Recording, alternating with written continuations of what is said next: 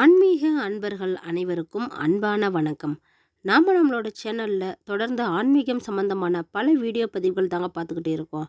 அந்த வகையில் நாம் இன்றைக்கி என்ன பதிவு பார்க்க போகிறோம் அப்படின்னா, டிசம்பர் 13ஆம் தேதி கார்த்திகை தீபத்துக்கு பிறகு துலா ராசிக்காரங்களுக்கு எந்த மாதிரியான பலன்கள் கிடைக்க போகுதுன்னு தாங்க. ஸோ வீடியோவை ஸ்கிப் பண்ணாமல் முழுசாக பாருங்கள். இதோடு இந்த மாதத்தில் வரக்கூடிய தீப திருநாளை பற்றியும் திருவண்ணாமலையை பற்றியும் நிறைய இன்ட்ரெஸ்டிங்கான விஷயங்களை பார்க்கலாங்க. இந்த தீபத்தை எத்தனை நாள் வைக்கணும், எந்தெந்த டைமில் வைக்கணும் அப்படிங்கிறதையும் பார்க்கலாங்க. அதோட டேட்டையும் சேர்த்து பார்த்துடலாம். பொதுவாகவே திருவண்ணாமலை அப்படின்னு சொன்னாலே நம்ம எல்லாருக்குமே ஞாபகத்துக்கு வர்றது கோவிலும் அதுக்கு பின்னாடி இருக்கிற இந்த பிரம்மாண்டமான மலையும் தாங்க. இந்த மலை பல யுகங்களை கடந்த கம்பீரமாக நிற்கிதுங்க. இதோடு இந்த திருவண்ணாமலையில் இருக்கிற 14 கிலோமீட்டர் தூரம் கொண்ட இந்த கிரிவல பாதையும் தாங்க ஞாபகத்துக்கு வருது. ஏறக்குறைய இதில் 99 கோயில் இருக்குது அப்படின்னு சொல்கிறாங்க. மாதம் மாதம் வரக்கூடிய பௌர்ணமி மற்றும் அமாவாசையில தாங்க மக்கள் இதில் பல பேர் கிரிவலம் வராங்க. அது மட்டும் இல்லாமல் மற்ற நாளில் கூட கிரிவலம் வராங்க. ஏன்னா அவங்களோட கஷ்டங்கள் எல்லாம் குறையணும் அப்படிங்கிறதுக்கு தாங்க. ஒவ்வொரு நாள் வரக்கூடிய கிரிவலத்தில் ஒவ்வொரு பலன்கள் தருங்க. அதனால தான் மக்கள் மற்ற எல்லா நாள்லையுமே கூட கிரிவலம் வர ஆசைப்படுறாங்க. இதில் வெளியூர் மக்கள் மட்டும் இல்லாமல் வெளிநாட்டில் இருந்து கூட ஃபாரினர்ஸ் வராங்க. அப்படி இருந்தாலுமே கூட வருஷத்தில் ஒரு தடவை வரக்கூடிய இந்த பௌர்ணமி ரொம்பவே விசேஷமானதாக இருக்குதுங்க. ஏன்னா இந்த நாளில் தான் கார்த்திகை மகாதீபமானது வருது. பிரம்மாவுக்கும் விஷ்ணுவுக்கும் சிவன் ஜோதி ரூபமாக காட்சி எடுத்தது இங்கே தாங்க. அது மட்டும் இல்லாமல் அன்னை பார்வதி தேவியும் விரதம் இருந்து சிவனிடம் இடப்பாகத்தை பெற்றதாகவும் இங்கே தான் சொல்லப்படுது. பஞ்சபூத தத்துவத்தில் அக்னி சொல்கிற விதமாக தாங்க இந்த திருவண்ணாமலை அமைஞ்சிருக்குது. அது மட்டும் இல்லாமல் இந்த மாதம் முருகன், விஷ்ணு இப்படின்னு நிறைய சாமிகளுக்கு பொருத்தமான மாதமாக இது அமைஞ்சிருக்குது. ஒவ்வொரு மாதத்துக்குமே ஒரு சிறப்பு இருக்குதுங்க. அந்த மாதிரி தான் இந்த மாதமும் ரொம்பவே சிறப்பு வாய்ந்த விசேஷ நாட்களை நிறைய கொண்டதாக இருக்குதுங்க. இந்த மாதத்தில் நாம் தினமும் வீட்டு வாசலில், அதாவது நிலைவாசல் இருக்கு இல்லைங்களா, அந்த இடத்துல நாம் 2 விளக்கை ஏற்றி வைக்கணும் டெய்லியுமே. அது ரொம்பவே நல்லதுங்க.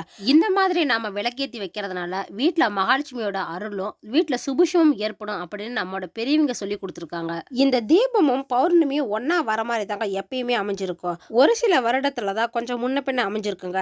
அந்த மாதிரி தான் இந்த வருடமும் நமக்கு பௌர்ணமிக்கு ஒரு நாளைக்கு முன்னாடியே இந்த தீபமானது நமக்கு வருது. மேக்சிமம் இது ஒரு 2-3 நாளுக்குள்ளேயே மாற்றி தாங்க வந்துடும். அந்தந்த வருடத்தில் வரக்கூடிய பரணி நட்சத்திரத்தை பொறுத்து தாங்க இந்த பரணி தீபமும் வருது. ஏன்னா இந்த பரணி நட்சத்திர நாளில் தான் நாம பரணி தீபமானது ஏற்றுறோங்க. இதில் தீபத்துக்கு முதல் நாள் தாங்க இந்த பரணி தீபம் வைக்கிறது வழக்கமாக இருக்குது. ரொம்பவே விசேஷமானதாகவும் சொல்லப்படுது. இந்த தீபம் வைக்கிறது மூலயமா ஒருத்தருக்கு அவங்களோட வாழ்நாளுக்கு பிறகு சேர்த்து வைக்கிற புண்ணிய பலனுக்கான நாளாக தாங்க இந்த நாள் அமைஞ்சிருக்குது. இது பாவத்தை போக்கக்கூடிய தீபம் அப்படின்னு சொல்லப்படுதுங்க. இதோட யம வழிபாடு அப்படின்னு சொல்கிறாங்க. இந்த பரணி நட்சத்திரம் முன்னோர்களை வழிபடுறதுக்கு நல்ல நாளாக இருக்குதுங்க. யம தர்மனின் அருளை பெறுவதற்கும் இந்த பரணி தீபம் நமக்கு ஒரு வகையில் உதவி செய்யுதுங்க. இது நிறைய பேருக்கு தெரியறதில்ல. அதனால தான் இந்த தீபத்தை ஏற்ற மாட்டேங்கிறாங்க நிறைய பேர். ஆனால் இப்போ தெரிஞ்சுக்கோங்க, மகா தீபத்துக்கு முதல் நாள் பரணி தீபம் ஏற்றுனுங்க. இது ஏற்றுறது மூலயமா நம்மளோட மேலுலக வாழ்க்கை இருள் இல்லாமல் பிரகாசமாக இருக்கும் அப்படின்னு சொல்லப்படுதுங்க. இந்த மாதம் நமக்கு பரணி தீபமானது 12ஆம் தேதி வருதுங்க. இந்த பரணி தீபத்தை திருவண்ணாமலையில் அதிகாலையிலே ஏற்றிடுவாங்க. அதாவது ஒரு காலையில் 4 மணிலேருந்து ஒரு 5-6 மணிக்குள்ளே ஏற்றிடுவாங்க. நாம் இந்த தீபத்தை வீட்டில் ஏற்றுறோம் அப்படின்னா அன்றைக்கி சாயந்தரம் 6 மணிக்கு மேலே ஏற்றலாம். இது 5 தீபமாக ஏற்றணுங்க. ஏன்னா இது பஞ்சபூத தத்துவத்தை சொல்கிற விதமாகவும் இறைவனோட பஞ்சபூத தொழிலை சொல்கிற விதமாகவும் அமைஞ்சிருக்குதுங்க. இதோடு நம்ம உடலை இயக்கக்கூடிய பஞ்ச இயந்திரங்களை சொல்கிற விதமாகவும் இது குறிக்குது. அதனால தான் நாம் 5 விளக்கு ஏற்ற சொல்லியிருக்காங்க. இதை வட்ட வடிவில் வச்சு ஏற்றுறது ரொம்பவே நல்லது. முடிஞ்ச அளவுக்கு நெய் விளக்காக ஏற்றுங்க. முடியாத பட்சத்தில் ஒரு விளக்காவது நெய் விளக்கு ஏற்றுறது ரொம்பவே விசேஷமானதுங்க. இந்த பரணி தீபத்தை நாம் வட்ட வடிவில் ஏற்றுறதுனால அது எல்லா பக்கமும் பார்த்த மாதிரி எரியுங்க. அதனால நமக்கு எல்லா வகையான நன்மையும் நமக்கு கிடைக்கும். திருவண்ணாமலையில் இந்த மாதம் ஃபர்ஸ்ட்லேயே கொடியேற்றத்துடன் இந்த திருவிழா தொடங்கிருச்சுங்க. அதனால இந்த மாதத்தில் கிட்டத்தட்ட ஒரு 15 நாள் வரைக்குமே திருவண்ணாமலை ஒரே கொண்டாட்டமான விசேஷ நாட்களாக அமைஞ்சிருக்குதுங்க. இதில் டெய்லியுமே ஒவ்வொரு சாமி ஒவ்வொரு விதமான அலங்காரத்தில் ஒவ்வொரு வாகனத்தில் கூட்டு வராங்க ஊர்வலமாக. இதோட தேரோட்டமும் நடக்குதுங்க. இதை வடம் பிடிச்சு இழுக்கிறதுக்காக மக்கள் லட்சக்கணக்கான பேர் வராங்க இந்த திருவண்ணாமலைக்கு. அதனால இந்த மாதம் நீங்கள் எப்போ போனாலுமே திருவண்ணாமலை ஒரு திருவிழா குளமாக தாங்க காட்சியளிக்கும். அடுத்ததான் இந்த மகா தீபமானது நமக்கு இந்த மாதத்தில் டிசம்பர் 13ஆம் தேதி அமைஞ்சிருக்குதுங்க. அன்னைக்கு சாயந்தரமாக திருவண்ணாமலையில் உச்சியில் மகாதீபமானது ஏற்றுறாங்க. இந்த மலை 2668 அடி உயரம் கொண்டதுங்க. இதில் 5 அடி உயரம் கொண்ட கொப்பரையை எடுத்துகிட்டு போயிட்டு அதில் 3500 லிட்டர் நெய்யை ஊற்றி 1000 மீட்டர் காடா துணி இதுக்குன்னே தனியாக செய்யப்படுதுங்க. அதை திரியாக போட்டு அதன் மூலமாக தான் இந்த மகாதீபமானது மலை உச்சியில் சரியாக 6 மணிக்கு ஏற்றுறாங்க. நாம இந்த தீபத்தை வீட்டில் ஏற்றணும் அப்படின்னா அன்னைக்கு சாயந்தரமா 6 மணிக்கு மேலே நாமளும் ஏற்றலாங்க. இதில் எவ்வளோ விளக்கு வேணாலும் ஏற்றலாம். இதுக்குன்னு கணக்கு கிடையாதுங்க. அவங்கவுங்க வசதிக்கு தகுந்த மாதிரி எவ்வளோ விளக்கு வேணாலும் வீட்லேயும் கோயில்லையும் இந்த மாதிரி போய் எங்கே வேணாலும் ஏற்றிக்கலாம். இந்த மகா தீபம் வந்து தொடர்ந்து ஒரு 11 நாட்கள் எரியுங்க. இதை பார்க்கறதுக்குனே மக்கள் லட்சக்கணக்கான பேர் திருவண்ணாமலைக்கு இந்த 15 நாள் தொடர்ந்து வந்துக்கிட்டு தான் இருப்பாங்க. இது மாதிரி யாரெல்லாம் திருவண்ணாமலைக்கு போய் இந்த மகா தீபத்தை பார்த்துருக்கீங்க அப்படின்னு கமெண்ட் பாக்ஸில் சொல்லுங்க. கூடவே வீட்டில் அன்னைக்கு விளக்கு வைக்கிறவங்க எல்லாருமே ஒரு லைக்கும் பண்ணிடுங்க. தீபத்துக்கு அடுத்த நாளான 3வது நாள் விளக்கு வைக்கணுங்க. அதாவது பரணி தீபம், மகா கார்த்திகை தீபம், அதுக்கு அடுத்த நாளான 3வது நாள் வீட்டில் நம்ம தீபம் வைக்கணுங்க. இதுதான் சரியான வழிபாட்டு முறை. கூடவே இந்த தீபத்தை அன்னைக்கு நம்ம வீட்டில் விரதம் இருந்து கூட வழிபாடு செய்யலாங்க. அன்னைக்கு தீபத்துக்கு உண்டான கார்த்திகை பொரி இல்லைன்னா நெய்யப்பம் இந்த மாதிரி செஞ்சு நம்ம வழிபாடு செய்யலாம். இந்த கார்த்திகை தீபத்தை பற்றி நீங்கள் இன்னும் நிறைய தெரிஞ்சுக்கணும் அப்படின்னு ஆசைப்பட்டீங்கன்னா நம்மளோட சேனலில் ஏற்கனவே பல வீடியோ பதிவுகள் நாங்கள் கொடுத்துருக்கோங்க. அதெல்லாம் போய் செக் பண்ணி பாருங்க. அந்த வகையில் இந்த தீபத்துக்கு பிறகு துளாராசிக்காரங்களுக்கு எந்த மாதிரியான பலன்கள் அமைஞ்சிருக்குன்னு இப்போ பார்க்கலாங்க. பொதுவாகவே துளாராசிக்காரங்களோட குணம் வந்து நல்லதும் கெட்டதும் கலந்த மாதிரி தாங்க இருக்கும். ஏன்னா இந்த துலாம் வந்து எப்படி சரிசமமாக இருக்குதோ அதே மாதிரி தாங்க இவங்களோட நன்மைகளும் தீமைகளும் கலந்த மாதிரி இவங்க வாழ்க்கையில் இருக்கும். இந்த மாதம் இந்த துலா ராசிக்காரங்களுக்கு ரொம்பவே கோபம் வருங்க. அதனால மற்றவங்க யாராவது போய் பேசுகிறப்ப கொஞ்சம் கவனமாக இருங்க. சின்ன சின்ன விஷயத்துக்கு கூட இவங்க கோபப்படுவாங்க. அதனால கோபத்தை கட்டுப்படுத்த கொஞ்சம் முயற்சி பண்ணிக்கோங்க. ஏன்னா உங்களுக்கு வரக்கூடிய இந்த முன்கோபத்தால் ஏதாவது பெரிய பிரச்சனைகள் ஏற்படுங்க. அதனால தான் இந்த கோபத்தை நீங்கள் கட்டுப்படுத்தி இருந்தீங்கன்னா நீங்கள் நினைச்சது எல்லாமே சாதகமாக செஞ்சு முடிச்சுக்கலாம்.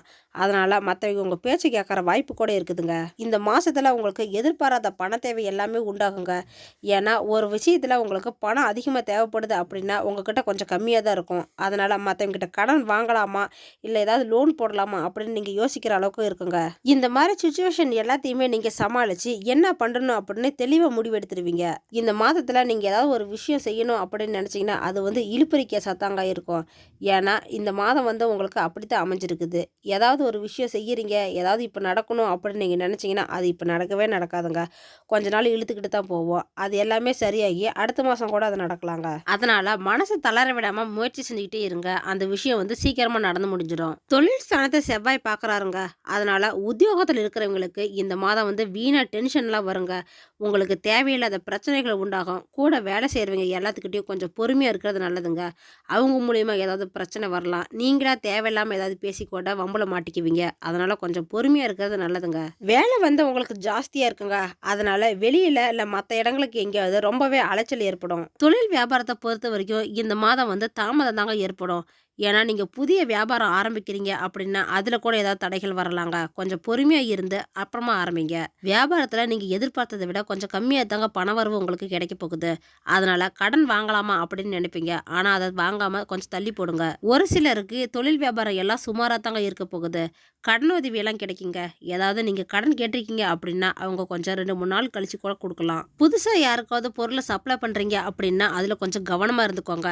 எந்தெந்த பொருளை நீங்கள் கொடுக்குறீங்க இப்படிங்கிறத லிஸ்ட் எழுதி வச்சுக்கோங்க. அது ரொம்பவே நல்லது. வீட்டில் உங்களுக்கு வந்து கொஞ்சம் டென்ஷன் வருங்க. ஏதாவது பிரச்சனையெல்லாம் ஏற்படலாம். அதனால கொஞ்சம் பேசாமல் இருக்கிறது நல்லதுங்க. அப்படியே ஏதாவது பேசுறீங்க அப்படின்னாலுமே கூட அந்த பேச்சில் கொஞ்சம் நிதானத்தை வச்சுக்கோங்க. ஏன்னா தேவையில்லாமல் ஏதாவது பேசுனீங்கன்னா அது உங்களுக்கு புதுசாக ஏதாவது பிரச்சனை வருங்க. இதனால டென்ஷன் உங்களுக்கு இன்னுமே அதிகம் ஆகிடும். துலா ராசிக்காரங்களோட உடல்நிலையில கொஞ்சம் கவனம் வச்சுக்கோங்க. ஏன்னா உடம்புல சின்ன சின்ன பிரச்சனைகள் ஏதாவது வரலாம். அதனால கரெக்டாக டேப்லெட்லாம் எடுத்துக்கிட்டு உடம்ப நல்லா பார்த்துக்கோங்க. பிள்ளைங்களோட விஷயத்தில் கொஞ்சம் அனுசரித்து போகிறது நல்லதுங்க. ஏன்னா அவங்கக்கிட்ட கோபத்தை காட்டாதீங்க. சின்ன பிள்ளைங்க தான், சொன்னால் புரிஞ்சுக்குவாங்க. துலா ராசிக்காரங்க பெண்களாக இருக்கிற பட்சத்தில் இந்த மாதம் உங்களோட கோபத்தை எல்லாமே கட்டுப்படுத்திக்கிங்க. அதனால் உங்களுக்கு நிறைய காரியங்களை செஞ்சு முடிக்க முடியும். கலைத்துறையில் இருக்கிறவங்க இந்த மாதம் ஏதாவது சொத்து வாங்குறீங்க அப்படின்னா அதில் கொஞ்சம் தடைகள் வருங்க. அதனால் கொஞ்சம் கவனமாக இருங்க. வண்டி வாகனங்கள் மூலமாக ஏதாவது செலவு ஏற்படலாங்க. ஏன்னா அது ஏதாவது ரிப்பேர் ஆகிடும். அது சரி செய்கிற சூழ்நிலையும் உங்களுக்கு ஏற்பட்டு தான் ஆகும். படிக்கிற பிள்ளைங்க கொஞ்சம் கவனமாக படிங்க. ஏன்னா படிப்பில் இந்த மாதம் உங்களுக்கு மறதியில் ஏற்படுற வாய்ப்பு இருக்குது. டென்ஷன் இல்லாமல் படிங்க. கொஞ்சம் எச்சரிக்கையாக இருக்கிறது நல்லது தான். அரசியல் துறையில் இருக்கிறவங்களுக்கு இந்த மாதம் பணவரவு இருக்குதுங்க. ஒட்டுமொத்தமா இந்த துலா ராசிக்காரங்களுக்கு இந்த மாதம் கொஞ்சம் நல்லதும் கெட்டதும் கலந்த மாதிரி தாங்க இருக்குது. பரிகாரமா மாரியம்மனை வெள்ளிக்கிழமையில தீபம் ஏற்றி வணங்குங்க. நல்லது நடக்கும். ஓகே ஃப்ரெண்ட்ஸ், இந்த வீடியோ பதிவு உங்களுக்கு பயனுள்ளதாக இருக்கும் அப்படின்னு நினைக்கிறேன். அடுத்தடுத்து நம்ம சேனலில் ஆன்மீகம் சம்மந்தமான பல வீடியோ பதிவுகள் தாங்க வரப்போகுது. ஸோ நம்ம சேனலை நீங்கள் இப்போ தான் ஃபஸ்ட் டைம் பார்க்குறீங்க அப்படின்னா சப்ஸ்கிரைப் பண்ணி வச்சுக்கோங்க. கூடவே பெல் ஐக்கனையும் கிளிக் பண்ணி வச்சுக்கோங்க. அப்போ தான் நாங்கள் போடுற வீடியோ பதிவு உங்களுக்கு உடனே கிடைக்கும். இந்த வீடியோ உங்களுக்கு பிடிச்சிருந்தா லைக் பண்ணுங்கள், ஷேர் பண்ணுங்கள், கமெண்ட் பண்ணுங்கள். அதோடு உங்கள் ஃப்ரெண்ட்ஸ் அண்ட் ஃபேமிலிக்கும் ஷேர் பண்ணுங்கள். அவங்களுக்கு இந்த வீடியோ பதிவை பார்த்து பயன்பெறட்டும். மற்றொரு ஆன்மீக தகவல் வீடியோவோடு உங்களை சந்திக்கிறேன். ஆன்மீக அன்பர்களான உங்களுக்கு நன்றியும் வணக்கமும்.